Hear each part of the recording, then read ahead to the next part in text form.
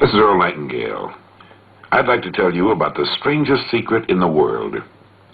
Some years ago, Albert Schweitzer, the great doctor and Nobel Prize winner, was being interviewed in London, and a reporter asked him, "Doctor, what's wrong with men today?" The great doctor was silent for a moment, and then he said, "Men don't think." And it's about this that I want to talk with you. We live today in a golden age. This is an era that man has looked forward to, dreamed of, and worked toward for thousands of years. But since it's here, we pretty well take it for granted. Ours is a land of abundant opportunity for everyone. But you know what happens? Let's take 100 men who all start even at the age of 25. If you asked any one of them if he wanted to be a success, he'd tell you that he did. And you'd notice that he was eager toward life. There was a certain sparkle to his eye, an erectness to his carriage, and life seemed like a pretty interesting adventure to him. But by the time these 100 men reach the age of 65, only 5 will have made the grade. Only 5 are successful. When we say only 5% achieve success, we have to define success, and here's the definition. Success is the progressive realization of a worthy ideal. If a man is working toward a predetermined goal and knows where he's going, that man is a success. If he's not doing that, he's a failure. Success is the progressive realization of a worthy ideal.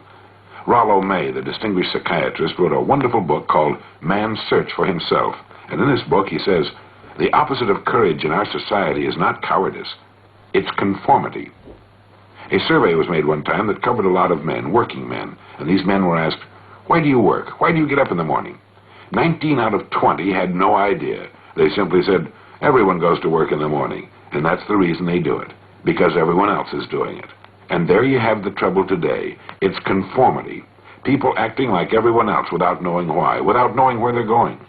Now, we learn to read by the time we're 7. We learn to make a living by the time we're 25. Usually, by that time, we're not only earning a living, we're supporting a family.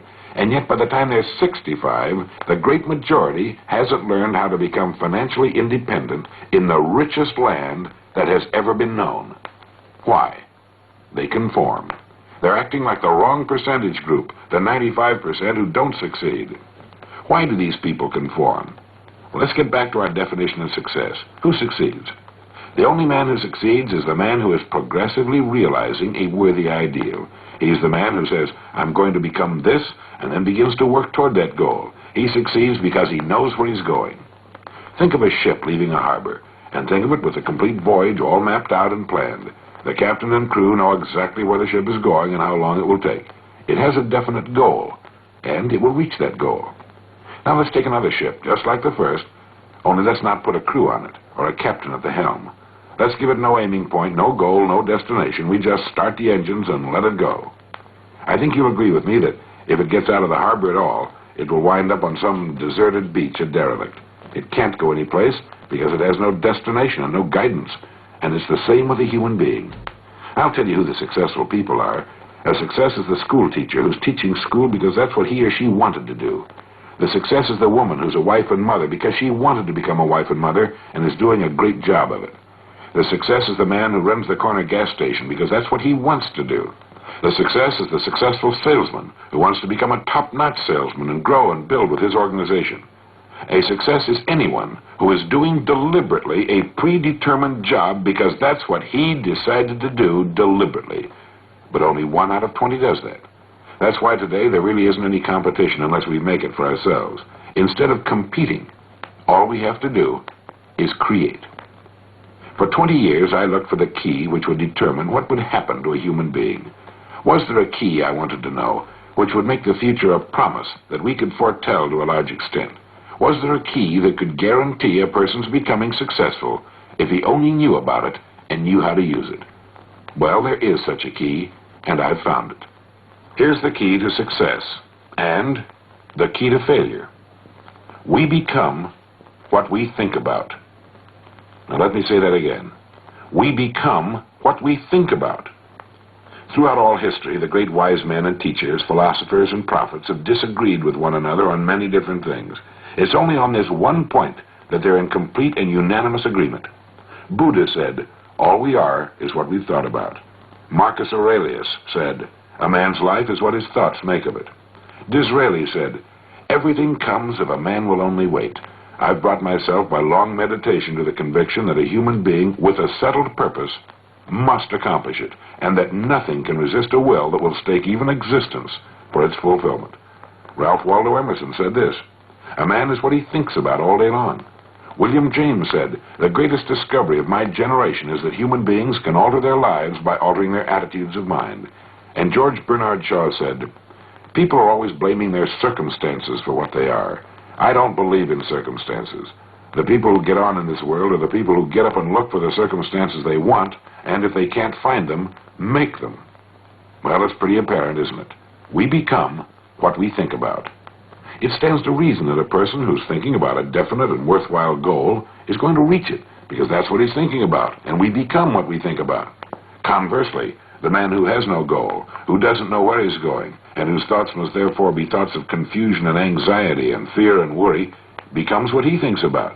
His life becomes one of frustration, fear, anxiety, and worry. And if he thinks about nothing, he becomes nothing. You see, the human mind is the last great unexplored continent on Earth. It contains riches beyond our wildest dreams. It will return anything we plant in it.